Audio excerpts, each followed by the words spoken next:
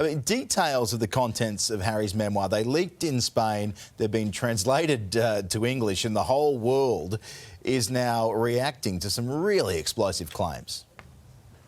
Good morning. Yes, well, I'm sure, like you, my head is absolutely spinning, and at every turn there is yet another revelation. I think we knew that Harry planned to kind of let rip, as you put it, but the level of detail really is quite stunning. Until now, there have been a number of allegations and insinuations, subtle digs, whether it was in the Oprah interview, the Netflix series, Meghan's podcast, but all of them sort of left more questions than answers. But here it seems Harry really is determined to present his side of the story. And I think it's important, as we're reading all of these excerpts, which don't have the benefit of the context in which they were written until the full book comes out, we do have to remember that we're only seeing one side of the story. And clearly it's a story that is born from bitterness, jealousy and resentment. And I think it's just very sad all the way around. Dickie, there are of course question marks before this book as to whether Harry and William could ever reconcile. But what do you think now? I don't see it. I don't see it anytime soon. And I would like to add to what Victoria just said, is that this is revenge. Revenge for being the number two in the family. He's never really got over that. He said that he never wanted to be king, but he's always looked up to his brother. His brother has always been there. But I see it as revenge. His brother is not coming out of it very well. And a lot of people over in the UK are saying, well, isn't it time that the palace should say something? My answer to that is no. Dignified silence, because as soon as you start responding, it's a never-ending story. It goes into the narrative as dictated by Montecito, and the royals will come off badly. So absolute dignified silence is what is called for. Victoria, the problem is that this already feels like a never-ending story because there is more to come with some hints and interviews as well. Yes, well, it's interesting to note, actually, so far there are 4 interviews that we know about. In the last couple of hours, it's come out that Harry's going to conduct an interview with The Late Show with Stephen Colbert here on Tuesday night. And of those 4 interviews, 3 of them are with American programs. So it speaks to a desire here to really capture the US market. I think typically the US audience has been quite a bit more sympathetic towards Harry and Meghan. But even there, we're starting to see a bit of pushback. Earlier today, Don Lemon, who, again, has always been very sympathetic. He's a anchor over at CNN. He said that he thought Harry's decision to do this was gauche and that he absolutely doesn't think it was the right decision. So as much as the royal family is going to be battling against a number of very damning allegations, it's possible that Harry's not going to come out of this smelling of roses either. He's throwing a lot of mud at his family, and I think he's going to have to answer to that. So, I mean, these are bombshells left, right and centre. But look, after all of this, do you think that he's actually going to attend his father's coronation? Well, as he said himself, that it's a long time between now and then, and we have to wait and see. What is quite interesting is a poll was conducted by a UK tabloid, of which, and you would expect that 64% of over 60s say they shouldn't reconcile. You go to the other end of the spectrum, 41% of 18 to 41-year-olds say no, they shouldn't reconcile, while 31% say yes. Take it overall, 51% of the UK audience is saying they shouldn't reconcile. So reconciliation, I don't see it coming up, as I said a moment ago, anytime soon. There's going to be more. We're told that there might well be a Meghan book. What has she got to say? Because she spent barely 3 years within the royal fold.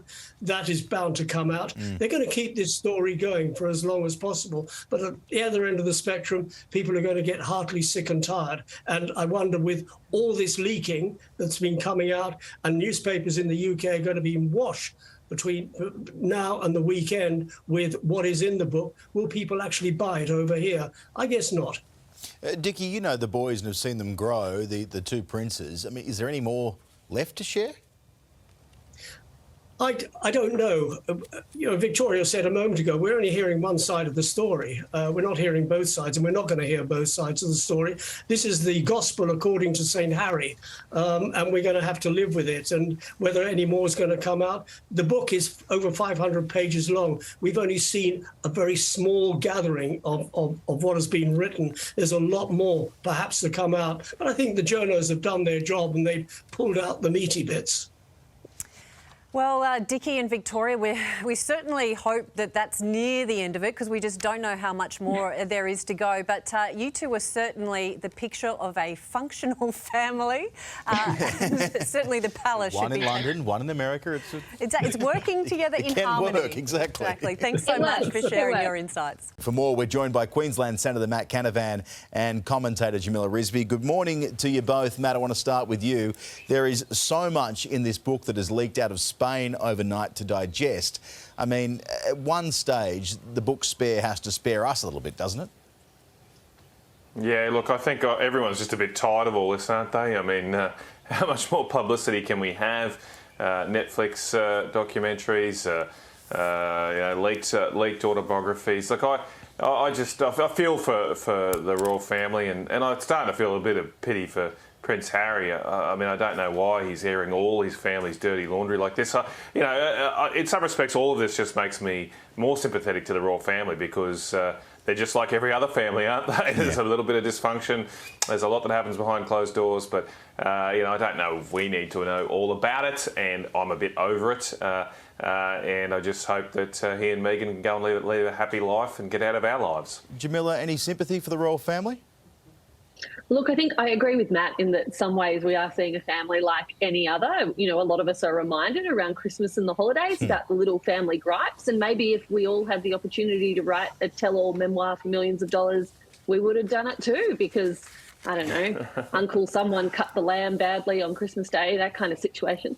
And we'd be airing our dirty laundry as well. At the same time, obviously, they are not like any other family. This is more like a business.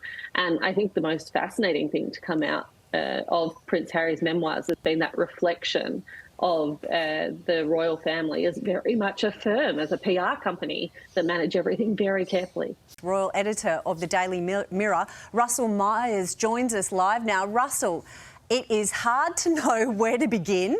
What is your reaction to this leaked book?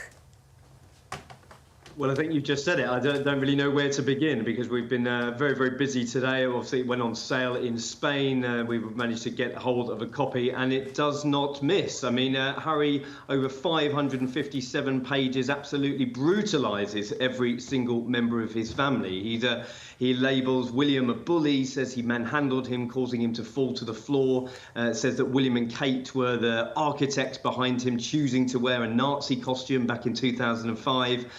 Says Camilla was a wicked stepmother, his father an old man, admissions of taking cocaine. I mean, I could go on and on. It really is extraordinary and as explosive as we imagined. Yeah, and he's really taken aim at William, not only with that Nazi costume, saying that him and Kate both howled with laughter when he first suggested wearing it, but he's also labelled him his arch nemesis. Now, I know I asked you before this bombshell whether their relationship could be salvaged, but what do you think now?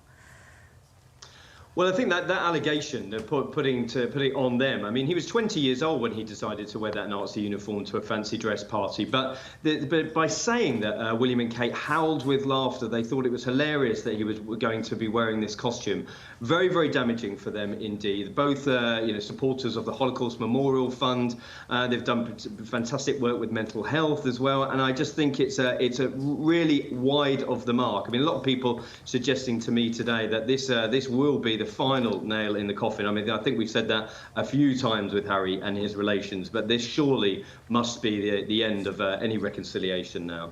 One of the things I found so surprising was when he admitted that he believed his mother, Diana, had faked her own death to escape the press. That's a really sad revelation, isn't it? Yeah, so many. I mean, there is a vein of sadness and real despair throughout this book. I mean, they're talking about the conspiracy theories, the fact that he'd seen a clairvoyant who'd managed to speak to his mother from the afterlife. He'd travelled down the Parisian tunnel that she travelled to her death in when he was only, I think, about 20 years old. I mean, you know, this is things that have haunted Harry for his entire life, and he's never really been able to pull himself out of the mould of the institution. And there were such high hopes when he met Meghan, and he's had a family of his own, and yet he's still so tortured by them. You can just see that in the words on these pages and the interviews he's given. And yeah, it's a particular feeling of sadness I got from this book. He also reveals that he begged his father not to marry his evil stepmother Camilla, and he said that the king also frequently made sadistic jokes over his paternity. I mean, this is a lot to take in, isn't it? Well, you're telling me. I mean, I've been trying to go through it all week, all day, and there's page after page of allegations and claims, and the response from the palace has been deafening. There has been absolutely nothing from them. I mean, those pointed attacks about Charles, suggesting he was joking that, you know, what if I wasn't your father? The allegations of Diana having an affair with James Hewitt had been all over the papers, and these aren't particularly funny in any way, shape or form, and you can understand why Harry would have felt personally aggrieved by them. But listen, I don't think we'll hear from the royals themselves. They've maintained a somewhat dignified silence, as damaging as these allegations are. But again, I don't think we've heard the last of it, because we're still going through it, and I think that Harry and Meghan will still have more to say. He's gone into a lot of intimate personal details in this book, and I think something that a lot of people will struggle with is that he's been so outspoken about his privacy and the invasion of privacy. So a lot of people are going to struggle with this, aren't they? Because he's revealing just so much in the book in terms of those personal, intimate details. Well, that's just precisely it. And he was questioned by one of the journalists who has done one of the TV interviews that will be airing on Sunday night here in the UK. You know, well, isn't it hypocrisy that he's absolutely running roughshod over his family's privacy? He's basically done the cardinal sin of revealing their most intimate private conversations, and yet here he is constantly bemoaning the fact that his privacy has been tarnished. And I think that's a pretty sticky wicket for Harry to get away from, because he has said that their silence is not the way to progress the relationship, and yet here he is once again speaking for bundles and bundles of cash. It doesn't make sense, does it? Well, there is a lot to go through, and we do appreciate you breaking it all down for us, Russell. Thanks for your time. G'day Today Show viewers. Thanks for watching YouTube. Our YouTube channel is fantastic. Subscribe now for brand new videos every day and exclusive bonus clips. Come on, you know you want to.